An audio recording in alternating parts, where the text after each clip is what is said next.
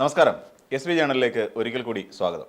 എപ്പോഴും പറയാറുള്ളത് പോലെ തന്നെ നമ്മുടെ വീഡിയോയുമായി ബന്ധപ്പെട്ടിട്ടുള്ള നിങ്ങളുടെ അഭിപ്രായങ്ങളും അഭിപ്രായ വ്യത്യാസങ്ങളും കമൻറ്റുകളായി രേഖപ്പെടുത്താൻ മറക്കരുത്.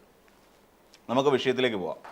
കഴിഞ്ഞ ദിവസമാണ് വളരെ പ്രസക്തമായ ഒരു ഇൻ്റർവ്യൂ ഒരു ചാനലിൽ പ്രത്യക്ഷപ്പെട്ടത്. നമുക്കറിയാം, ആ ചാനലിൻ്റെ അവതാരകൻ, വളരെ പ്രധാനപ്പെട്ട ഒരു അവതാരകൻ, ഹാഷ്മി താജ് ഇബ്രാഹിം എന്ന് പറയുന്ന ഒരു അവതാരകൻ ഇരുന്നു കൊണ്ട് കൃത്യമായി രാഹുൽ മാങ്കൂട്ടത്തിൽ എന്ന് പറയുന്ന ഒരു സോഷ്യൽ ന്യൂയിസൻസ് എന്നൊക്കെ നമ്മൾ ഒരുപാട് തവണ വിളിച്ച ഒരു നേതാവ് തന്നെയാണ്. അദ്ദേഹത്തിനെ ഇൻ്റർവ്യൂ ചെയ്യുന്ന വളരെ മനോഹരമായ ഒരു ദൃശ്യങ്ങളാണ് നമ്മൾ കണ്ടത്. ഒരുപക്ഷെ ഈ പറയുന്ന രാഹുൽ മാങ്കൂട്ടത്തിനെതിരായി ചാനൽ ഫ്ലോറിൽ വന്നിരുന്നു കൊണ്ട് അതിനിശിതമായി വിമർശിച്ച് ശക്തമായ ഭാഷയിൽ രാഹുൽ മാങ്കൂട്ടത്തിനെ തേച്ചൊട്ടിക്കുക എന്ന് പറയില്ലേ, അതുപോലെ നടത്തിയ ഒരു അവതാരകൻ തന്നെയായിരുന്നു ഈ ഹാഷ്മി എന്ന് പറയുന്ന. അദ്ദേഹത്തിൻ്റെ ആ ഇൻ്റർവ്യൂ മുഴുവൻ ഇരുന്ന് നമുക്ക് കാണേണ്ടി വന്നു. അപ്പോൾ മുഴുവൻ കാണുന്ന സമയത്തും അതിനകത്ത് തുടക്കത്തിൽ ഒരു ഹുക്കുണ്ട്. അതായത്, എനിക്ക് സംസാരിക്കാൻ അവസരം തന്നെങ്കിൽ എന്നെ സംസാരിക്കാൻ അനുവദിക്കൂ എന്ന് പറയുന്ന രാഹുൽ മാങ്കൂട്ടത്തിൻ്റെ ഒരു മറുപടിയുണ്ട്. അതായത്, അദ്ദേഹം എന്തോ ഒരു ഉപചോദ്യം ചോദിക്കാൻ തുടങ്ങിയപ്പോൾ അതിനെ ഖണ്ഡിച്ചുകൊണ്ട് രാഹുൽ മാങ്കൂട്ടത്തിൽ പറയുന്ന ഒരു വാക്യങ്ങളാണ് ഇത്. പിന്നീട് നമ്മൾ ഇതിനെക്കുറിച്ച് അങ്ങനെ എനിക്ക് പറയാനുള്ളതെല്ലാം നിങ്ങൾ കേൾക്കും എന്ന് പറഞ്ഞതുകൊണ്ടാണ് നമ്മൾ ഇവിടെ ഇരിക്കുന്നത്. അതായിരുന്നു നമ്മൾ തമ്മിലുണ്ടാക്കിയ ഒരു കരാർ എന്നുള്ള നിലയിൽ രാഹുൽ മാങ്കൂട്ടത്തിൽ വീണ്ടും അതിനെക്കുറിച്ച്, സാങ്കത്യത്തെക്കുറിച്ച് ഓർമ്മിപ്പിച്ച് കടന്നു പോകുന്നുണ്ട്. ഇതിൽ ഒന്ന് രണ്ട് കാര്യങ്ങൾ നമുക്ക് കേൾക്കുമ്പോൾ തോന്നുന്നത്, ഇത് രാഹുൽ മാങ്കൂട്ടത്തിൽ എന്ന് പറയുന്ന ഒരു നേതാവിനെ സംബന്ധിച്ചിടത്തോളം ഈ തെരഞ്ഞെടുപ്പ് കാലത്ത് ആരുടെ ബുദ്ധിയാണ് എന്നുള്ളത് അറിയില്ല, സ്വയം വെളുപ്പിച്ചെടുക്കാൻ വേണ്ടി നടത്തിയ ഒരു പരിശ്രമമായി മാത്രമേ ഇതിനെ കാണാൻ കഴിയുള്ളൂ. അതിന് വലിയ പ്രാധാന്യമുള്ള പ്രമുഖമായ ഒരു മാധ്യമ സ്ഥാപനത്തെ ചൂസ് ചെയ്തത് തീർച്ചയായിട്ടും അതിൻ്റെ ഒരു വ്യൂവർഷിപ്പ് കണ്ടിട്ട് തന്നെ ആവാനാണ് സാധ്യത.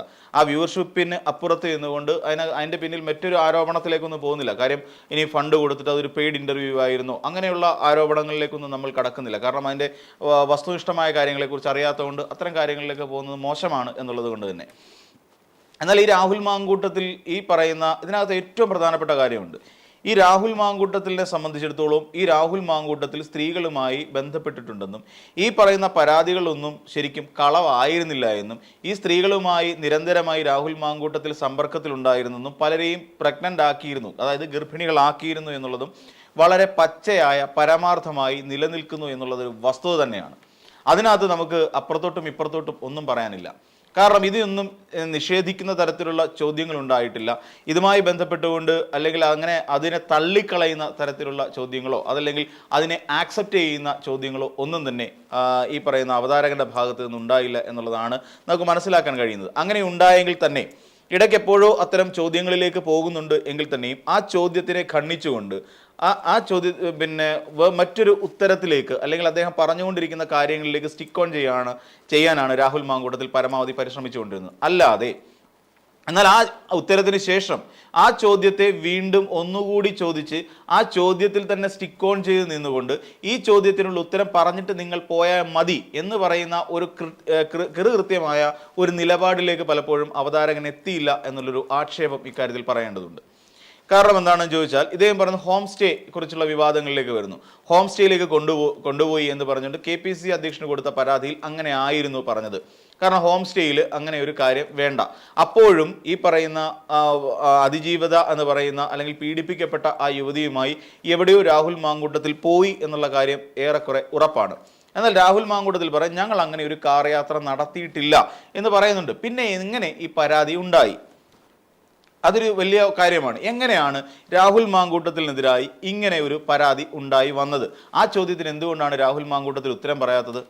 തന്നെയുമല്ല, രാഹുൽ മാങ്കൂട്ടത്തിനെ പോലെ ഒരാൾക്കെതിരായി നിരന്തരമായി ഈ രീതിയിലുള്ള സ്ത്രീപീഡന പരാതികൾ എന്തുകൊണ്ട് ഉണ്ടായി? അതോടൊപ്പം തന്നെ നമുക്ക് രാഹുലിൻ്റെതായി ഇന്ന് പബ്ലിക് പ്ലാറ്റ്ഫോമുകളിലുള്ള പല വോയിസ് ക്ലിപ്പുകളിലും രാഹുൽ മാങ്കൂട്ടത്തിൽ സംസാരിക്കുന്നുണ്ട് യുവതികളോട് എന്ന് തന്നെ പറയേണ്ടി വരും. പല യുവതികളോട് സംസാരിക്കുകയും അവരെ ഈ പറയുന്ന ഭ്രൂണഹത്യക്ക് പ്രേരിപ്പിക്കുകയും ചെയ്യുന്നുണ്ട്. അവരെ മോശമായ ഭാഷയിൽ തെറിവിളിക്കുന്നുണ്ട്, അവരോട് ആക്രോശിക്കുന്നുണ്ട്. ഈ പറയുന്ന കൊല്ലുമെന്നുള്ള ഭീഷണിപ്പെടുത്തൽ വരെ ഉണ്ടായിട്ടുണ്ട്. ഇതിനിടയിൽ എന്തുകൊണ്ടാണ് ഇതുമായി ബന്ധപ്പെട്ടുകൊണ്ട് പിന്നെ എങ്ങനെ ഈ വോയിസ് ക്ലിപ്പ് ഉണ്ടായി എന്നൊരു ചോദ്യം എന്തുകൊണ്ടാണ് ഈ അവതാരകന്റെ ഭാഗത്ത് നിന്ന് ഉണ്ടായില്ല എന്നുള്ളതാണ് നമ്മളെ അത്ഭുതപ്പെടുത്തുന്ന ഒരു കാര്യം. തീർച്ചയായും അങ്ങനെ ഒരു വോയിസ് ക്ലിപ്പ് ഉണ്ടായി. അപ്പോൾ ആ ശബ്ദം രാഹുൽ മാങ്കൂട്ടത്തിൻ്റെത് തന്നെയാണ് എന്ന് രാഹുൽ മാങ്കൂട്ടത്തിൽ സമ്മതിക്കുകയോ സമ്മതിക്കാതിരിക്കുകയോ ചെയ്യുന്നില്ല. അങ്ങനെയുള്ള ചോദ്യങ്ങളിൽ നിന്ന് കൃത്യമായി വഴുതി മാറുന്നുണ്ട്. ഒന്നുകിൽ രാഹുൽ മാങ്കൂട്ടത്തിൽ പറയാമായിരുന്നു, അതൊരു കോടതി നടപടിയെയും ധിക്കരിക്കുന്നതോ അല്ലെങ്കിൽ കേസിൻ്റെ മെറിറ്റിനെ ബാധിക്കുന്നതോ ഒന്നുമല്ല. അങ്ങനെയൊരു വോയിസ് ക്ലിപ്പ് സാധാരണഗതിയിൽ ആരോ ഉണ്ടാക്കിയെടുത്തതാണ് എന്ന് വേണമെങ്കിൽ പറയാമായിരുന്നു. ഇല്ലെങ്കിൽ ഞാൻ തന്നെയാണ് അത് പറഞ്ഞത് എന്ന് പറയാമായിരുന്നു. ഞാൻ തന്നെയാണ് അങ്ങനെ പറഞ്ഞത് എന്ന് പറഞ്ഞാൽ രാഹുൽ മാങ്കൂട്ടത്തിന് പിന്നീട് നിലനിൽക്കാൻ കഴിയില്ല. അതിൻ്റെ അർത്ഥം അങ്ങനെ രാഹുൽ മാങ്കൂട്ടത്തിൽ സംസാരിച്ചിട്ടുണ്ട് എന്ന് തന്നെയാണ്. പിന്നെ വധഭീഷണി മുഴക്കിയതായിട്ട് പറയുന്നു. പക്ഷേ അപ്പോഴും മറ്റൊരു കാര്യം കൂടി ചോദിക്കാമായിരുന്നു. വധഭീഷണി കൊല്ലും എന്നല്ല പറഞ്ഞത്, നിന്നെ കൊല്ലണമെങ്കിൽ എനിക്ക് എത്ര സമയം വേണം എന്നുള്ള ചോദ്യമായിരുന്നു. നിമിഷങ്ങൾക്കകം എന്ന് രാഹുൽ മാങ്കൂട്ടത്തിൽ അതേ വോയിസ് ക്ലിപ്പിൽ തന്നെ ആ യുവതിയോട് പറയുകയും ചെയ്യുന്നുണ്ട്. അപ്പോൾ ചോദ്യം തെറ്റായിരുന്നു, ശരിക്കും പറഞ്ഞാൽ ആ ഉത്തരം വളരെ തെറ്റായിരുന്നു എന്നുള്ളതാണ്. ആരും കൊല്ലും എന്ന് രാഹുൽ മാങ്കൂട്ടത്തിൽ ഭീഷണിപ്പെടുത്തുകയായിരുന്നില്ല, മറിച്ച് നിന്നെ കൊല്ലാൻ എനിക്ക് നിമിഷങ്ങൾ മിനിറ്റുകൾ മാത്രം മതി എന്ന് പറയുകയായിരുന്നു രാഹുൽ മാങ്കൂട്ടത്തിൽ ചെയ്തത്. പിന്നെ ഒരു സ്ത്രീയോട് ഈ പറയുന്ന തൻ്റെ ഗർഭം താൻ കാരണം ഗർഭിണിയായ ഒരു പെണ്ണിനോട് പെരുമാറേണ്ട ഒരു മിനിമം മര്യാദ രാഹുൽ മാങ്കൂട്ടത്തിൽ ഒരിടത്ത് കീപ്പ് ചെയ്തിരുന്നില്ല. എന്തുകൊണ്ടാണ് അങ്ങനെ ഒരു മര്യാദ കീപ്പ് ചെയ്യാതെ അവരോട് മോശമായ രീതിയിൽ സംസാരിക്കുകയും അവരുടെ ഗർഭം തൻ്റേതല്ല എന്നുള്ള തരത്തിൽ അവരുടെ ഒരു സ്വത്വത്തെ തന്നെ അപകീർത്തിപ്പെടുത്തുന്ന തരത്തിൽ അവരോട് ആക്രോശിക്കുകയും ചെയ്തത് എന്നുള്ള ചോദ്യം എന്തുകൊണ്ടായിരിക്കാം ഒരുപക്ഷെ അവിടെ തെളിയിക്കപ്പെടാതെ പോയത്, അല്ലെങ്കിൽ ചോദ്യം അവിടെ ഉണ്ടാകാതെ പോയത്? അത് തെറ്റായ നടപടിയല്ലേ? ഒരു രാഷ്ട്രീയ നേതാവ് എന്നുള്ള നിലയിൽ നിന്നുകൊണ്ട് ഒരു മൊറാലിറ്റിയെക്കുറിച്ച് അവതാരകൻ ചോദിക്കുന്നുണ്ട്. ആ മൊറാലിറ്റി ഉണ്ടാവേണ്ടതല്ലേ? കാരണം ഈ സ്ത്രീകളുമായി ബന്ധപ്പെട്ടുകൊണ്ട് ഒന്നിന് പിറകെ ഒന്നായി പരാതികൾ ഇങ്ങനെ രാഹുൽ മാങ്കൂട്ടത്തിനെതിരെ വന്നുകൊണ്ടിരിക്കുന്നു. അപ്പോൾ ആ സാഹചര്യത്തിൽ തീർച്ചയായും രാഹുലിനോട് ചോദിക്കേണ്ട ഒരു ചോദ്യം വീണ്ടും ഒന്നുകൂടി എടുത്തു ചോദിക്കേണ്ടതായിരുന്നു അവതാരകൻ എന്നാണ് എൻ്റെ പക്ഷം. കാരണം ചോദിച്ചിരുന്നു, ഒരു പൊളിറ്റീഷ്യൻ എന്നുള്ള നിലയിൽ നിന്നുകൊണ്ട് ഒരു മൊറാലിറ്റി കീപ്പ് ചെയ്യേണ്ട ഒരാളല്ലേ ഒരു രാഹുൽ മാങ്കൂട്ടത്തിൽ. അങ്ങനെ പക്ഷേ രാഹുൽ മാങ്കൂട്ടത്തിൻ്റെ ഭാഗത്ത് നിന്ന് ഉണ്ടായിട്ടില്ല. അപ്പോൾ ആ ചോദ്യത്തിന് മറ്റൊരു തരത്തിൽ ഉത്തരം പറഞ്ഞു പോയി ആ ചോദ്യത്തിൽ നിന്നും ഡൈവേർട്ട് ചെയ്ത് പോയിട്ട് പോലും എന്തുകൊണ്ടാണ് അവതാരകൻ തിരിച്ച് ഞാൻ ചോദിച്ച അതേ ചോദ്യത്തിലേക്ക് രാഹുൽ മാങ്കൂട്ടത്തിനെ തിരിച്ചു കൊണ്ടുവരാതിരുന്നത്? എന്നാൽ രാഹുൽ മാങ്കൂട്ടത്തിൽ അവിടെ നിന്ന് നേരെ പോയത് ഒരു MBയെ കുറിച്ച് ഉണ്ടായിരിക്കുന്ന പരാതിയെക്കുറിച്ചിട്ടും ഒരു MBയുടെ മകളെ ചേർത്ത് ഇവിടെ ഉണ്ടായ പരാതിയെക്കുറിച്ചും ആ പരാതിയുമായി ബന്ധപ്പെട്ടുകൊണ്ട് ഇവിടെ താൻ വേണമെന്നുണ്ടെങ്കിൽ അവരൊരുമിച്ചിരുന്നു കൊണ്ട് ഒരു മാധ്യമ സമ്മേളനം വിളിക്കാം എന്നതടക്കമുള്ള വളരെ വിശദമായ ഒരു മറുപടിയിലേക്ക് പോയതിനു ശേഷവും പിന്നീട് ഒരിക്കൽ പോലും ആ ചോദ്യത്തിലേക്ക് അവതാരകൻ എത്തിയില്ല എന്നുള്ളത് ഏറ്റവും വലിയ മിസ്റ്റേക്കാണ്. ആ ചോദ്യത്തിനുള്ള ഉത്തരം ശരിക്കും രാഹുൽ മാങ്കൂട്ടത്തിനെ കൊണ്ട് പറയിക്കേണ്ടതായിരുന്നു. ഒരു രാഷ്ട്രീയക്കാരൻ എന്നുള്ള നിലയിൽ പാലിക്കേണ്ട മിനിമം മര്യാദയെക്കുറിച്ച് രാഹുൽ മാങ്കൂട്ടത്തിനെ ബോധ്യപ്പെടുത്തേണ്ടത് ഒരു മാധ്യമ പ്രവർത്തകർ എന്നുള്ള നിലയിൽ നിന്നുകൊണ്ട് അവതാരകന്റെ ഉത്തരവാദിത്തം തന്നെയായിരുന്നു. പക്ഷേ അതിലൊന്നും എന്തുകൊണ്ടാണ് ആ അവതാരകൻ ചിന്തിക്കാതെ പോയത് എന്ന് മാത്രം മനസ്സിലാകുന്നില്ല. അല്ലെങ്കിൽ ആ ചോദ്യത്തിൽ എന്തുകൊണ്ട് ആ ചോദ്യത്തിൽ നിന്ന് തെന്നിമാറി എന്നുള്ളത് മനസ്സിലാവുന്നില്ല. പിന്നെ തന്നെയുമല്ല, രാഹുൽ മാങ്കൂട്ടത്തിൽ ഇന്റർവ്യൂ തുടങ്ങുന്ന സമയത്ത് ഏകദേശം 10:15 സമയം, അതായത് രാഹുൽ മാങ്കൂട്ടത്തിൻ്റെ വാച്ചിൽ ടൈം നമുക്ക് കാണാം. അതിൽ നിന്ന് ഏകദേശം 11:30 വരെ ഇന്റർവ്യൂ നടത്തിയിരുന്നു. അപ്പോൾ 10:15 മുതൽ 11:30 വരെ എന്ന് പറയുമ്പോൾ ഏകദേശം 1.5 മണിക്കൂർ ദൈർഘ്യമായിരുന്നു ആ ഇന്റർവ്യൂവിൽ ഉണ്ടായിരുന്നത് എന്ന് നമുക്കെല്ലാവർക്കും അറിയാം.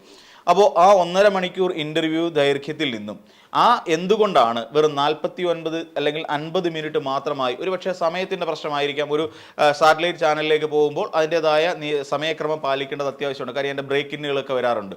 അപ്പോൾ ബ്രേക്കിന്നുകളൊക്കെ ഉപയോഗിച്ചുകൊണ്ട് അത് കട്ട് ചെയ്തിട്ടുണ്ട് എന്നുള്ളതാണ്. പക്ഷേ കട്ട് ചെയ്ത ഭാഗങ്ങൾ എന്തുകൊണ്ടാണ് ഒരു യൂട്യൂബ് എന്ന് പറയുന്ന സാമൂഹ്യ മാധ്യമത്തിലൂടെ പുറത്തേക്ക് വിടാതിരുന്നത്? അതൊരു ആവശ്യമായിരുന്നില്ലേ? ആ കട്ട് ചെയ്ത പോർഷൻസ് എന്തൊക്കെയായിരുന്നു എന്നുള്ളതിനെക്കുറിച്ച് എന്താണ് ആ മാധ്യമ സ്ഥാപനത്തിന് അത് പറയേണ്ട ഉത്തരവാദിത്വമില്ലേ? യൂട്യൂബിൽ വേണമെന്നുണ്ടെങ്കിൽ എൻ്റെ പൂർണ്ണമായ ഒരു വെർഷൻ പുറത്തേക്ക് വിടാമായിരുന്നു. ഇനി അതല്ല വെട്ടിക്കളയണം എന്ന് രാഹുൽ മാങ്കൂട്ടത്തിൽ നിർദ്ദേശിച്ച എന്തെങ്കിലും ഭാഗങ്ങൾ അതിനുള്ളിൽ ഉണ്ടായിരുന്നോ എന്നുള്ള സംശയവും നമ്മൾ സംശയത്തോടു കൂടി മാത്രമേ കാണാൻ കഴിയൂ. ആദ്യം ഞാൻ പറഞ്ഞത് ഒരു സാറ്റലൈറ്റ് ചാനലിനെ സംബന്ധിച്ചിടത്തോളം ചില സമയപരിമിതികളുണ്ട്. അതായത് 1 മണിക്കൂറാണ് ദൈർഘ്യമെങ്കിൽ നമുക്കൊരു 50 മിനിറ്റ് അല്ലെങ്കിൽ ഒരു 55 മിനിറ്റ് വരെ പരമാവധി നമുക്ക് ടെലികാസ്റ്റ് ചെയ്യാൻ പറ്റുന്ന കണ്ടന്റുകൾ ഉണ്ടാക്കുക. അതിനപ്പുറത്തേക്ക് ബാക്കി വരുന്ന കളയേണ്ട അല്ലെങ്കിൽ കളയാത്ത പോർഷൻസ് അല്ലെ പൂർണ്ണമായ, അതായത് വെട്ടിച്ചുരുക്കാത്തത് ഒരു പക്ഷേ യൂട്യൂബിൽ അപ്ലോഡ് ചെയ്യുന്നതിൽ വലിയ തെറ്റുണ്ടായിരുന്നു എന്ന് തോന്നുന്നില്ല.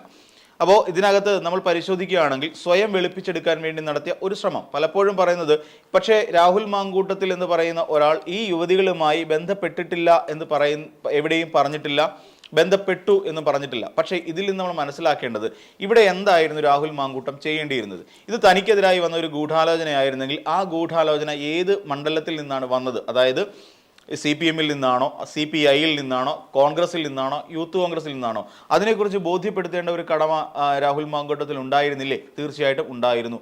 അത് ബോധ്യപ്പെടുത്തുക തന്നെ വേണമായിരുന്നു. പിന്നീട് അപ്പോഴാണ് അടുത്തൊരു ചോദ്യം ഉണ്ടാകുക, ഈ രാഹുൽ മാങ്കൂട്ടത്തിലിനെ തന്നെ ഉന്നം വെച്ചുകൊണ്ട് എന്തിനാണ് CPM-കാർ ഇങ്ങനെ ഒരു നീക്കം നടത്തിയത് എന്നുള്ളൊരു ചോദ്യം. ഈ പറയുന്ന ഗോവിന്ദൻ മാഷിന് മകന് എതിരായി ഉയർന്നു വന്ന ഒരു ആരോപണത്തെ ചുറ്റിപ്പറ്റിയായിരുന്നുവെങ്കിൽ അതിൻ്റെ ഒരു എഫക്റ്റ് കുറയ്ക്കാൻ വേണ്ടിയാണ് രാഹുൽ മാങ്കൂട്ടത്തിലിനെ തെരഞ്ഞെടുത്തത് എങ്കിൽ വേറെ ഏതൊക്കെ നേതാക്കന്മാരുണ്ടായിരുന്നു? കോൺഗ്രസിൽ ഏറെ ശ്രദ്ധിക്കപ്പെടുമായിരുന്ന എന്തിനേറെ VD സതീശൻ തന്നെ ഉണ്ടായിരുന്നില്ലേ? ആ VD സതീശനെതിരായിട്ടൊരു ആരോപണം ഉന്നയിച്ചിരുന്നെങ്കിൽ ഇതിനേക്കാൾ അധികം പൊളിറ്റിക്കൽ മൈലേജ് ഉണ്ടാകുമായിരുന്നു. ഈ പറയുന്ന MV ഗോവിന്ദൻ മാഷിൻ്റെ മകനെതിരായി ഉയർന്നു വന്ന ആ പരാതി ഈ പറയുന്ന ശമിക്കുകയും ചെയ്തേനെ. ഈ നിലവിലത്തെ ഒരവസ്ഥ പോലെ തന്നെ ആയിപ്പോയേനെ. പക്ഷേ എന്തുകൊണ്ടാണ് രാഹുൽ മാങ്കൂട്ടത്തിൽ എന്ന് പറയുന്ന ഒരു വ്യക്തിയെ തന്നെ കേന്ദ്രീകരിച്ചുകൊണ്ട് ഇങ്ങനെ പോയത്? ഇനി ഇതൊരു ഗൂഢാലോചനയുടെ ഭാഗമാണെങ്കിൽ ഈ നേരിട്ട് പരാതി തന്നു എന്ന് പറയുന്ന പല യുവതികളും, അതായത് 3 പീഡന പരാതികളാണ് നിയമപരമായി ഇപ്പോൾ കോടതിയിൽ നിൽക്കുന്നത്. അപ്പോൾ ഈ 3 പരാതികളിലും പെട്ട സ്ത്രീകൾക്ക് എന്താണ് ഇതിനകത്തുള്ള രാഹുൽ മാങ്കൂട്ടത്തിലിനെ തകർക്കേണ്ടതായ ഒരു പൊളിറ്റിക്കൽ ഇൻറ്റൻഷൻ എന്നുള്ളതിനെക്കുറിച്ച് രാഹുൽ മാങ്കൂട്ടത്തിനോട് ഒരു ചോദ്യം ഉണ്ടായില്ല. അത് വിശദീകരിക്കാൻ രാഹുൽ മാങ്കൂട്ടം തയ്യാറായിട്ടുമില്ല. ഇതും ഈ 3 പേരും, അതായത് 1, 2, 3 പരാതിക്കാരികൾക്ക് രാഹുൽ മാങ്കൂട്ടവുമായി മറ്റൊരു തരത്തിലും രാഷ്ട്രീയമായ എതിർപ്പുകൾ ഉണ്ടായിരുന്നില്ല. രാഹുൽ മാങ്കൂട്ടത്തിലെ തകർക്കേണ്ടത് ഈ പറയുന്ന സ്ത്രീകളുടെ, ഈ 3 അതിജീവിതമാരുടെയും ഉദ്ദേശങ്ങളിൽ പെടുന്നതേയല്ല. ഇവർക്ക് മറ്റുള്ള രാഷ്ട്രീയ, ഇപ്പം CPM-ആയിട്ടോ നമുക്കറിയാം അവരുടെയൊക്കെ ഒരു രാഷ്ട്രീയ പശ്ചാത്തലം പരിശോധിക്കുമ്പോൾ തന്നെ ഇവർക്കാർക്കും CPM നേതാക്കന്മാരുമായി എന്തെങ്കിലും അടുപ്പമുണ്ടാകാനോ അല്ലെങ്കിൽ ഇവരുടെ ഈ ഗൂഢാലോചനയിൽ ഇങ്ങനെ ഒരു പങ്കാളിയാക്കേണ്ട ആവശ്യമില്ലായിരുന്നല്ലോ. ശരി, ഇതൊരു വലിയ രാഷ്ട്രീയ ഗൂഢാലോചന ആയിരുന്നു എന്ന് തന്നെ വെക്കാം. അങ്ങനെയാണെങ്കിൽ എന്തുകൊണ്ടാണ് ഒന്നാമത്തെ അതിജീവിത, അതായത് നമ്മൾ അറിയാവുന്നതുപോലെ വോയിസ് ക്ലിപ്പുകൾ പുറത്തേക്ക് വന്ന അതിജീവിതയുടെ ഭർത്താവ് എന്തുകൊണ്ടാണ് തൻ്റെ കുടുംബജീവിതം തകർത്തു എന്ന് പറഞ്ഞുകൊണ്ട് അദ്ദേഹം പരസ്യമായി രാഹുൽ മാങ്കൂട്ടത്തിനെതിരെ കേസും അതോടൊപ്പം തന്നെ പത്രസമ്മേളനവും നടത്തിയത്? മാധ്യമങ്ങളുടെ മുമ്പിൽ അത്തരത്തിൽ കാര്യങ്ങൾ തുറന്നു പറഞ്ഞ് എന്തിനു വേണ്ടിയിട്ടായിരുന്നു? അതിനെക്കുറിച്ച് എന്തുകൊണ്ടാണ് വ്യക്തമായ ഒരു ശക്തമായ ഒരു ചോദ്യം ഉണ്ടാകാതിരുന്നത്?